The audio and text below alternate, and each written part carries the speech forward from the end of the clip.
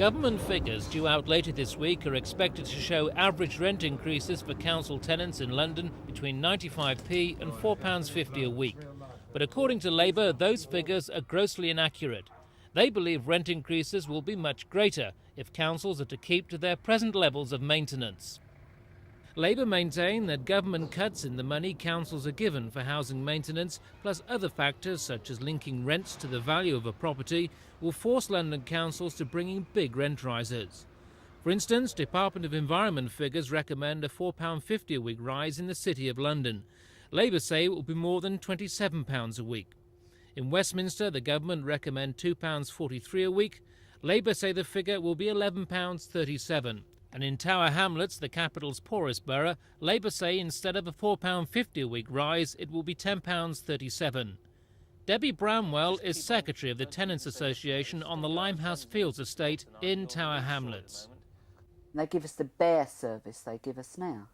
I mean, as I say, we've been neglected for years. For 40 years we've been trying for a Tenants Association hall. Earlier this year they agreed funding. And now it very much looks like they're going to withdraw the funding for that as well, and which means the youngsters are on the street corners, they're vandalising the place. So as I say, if they withdraw anything else, I dread to think what the estate's going to be like. Labour say cuts in maintenance money will have a devastating effect on many London councils. If you take a borough like Tower Hamlets, one of the worst deprived areas in Britain, being asked to take a cut of £13 million per annum. Now, how on earth do you do that in Tower Hamlets? How do you do it in the other boroughs? Westminster, one of their own Conservative-controlled ones, losing £9 million. It's just unrealistic. They're living in cloud cuckoo land.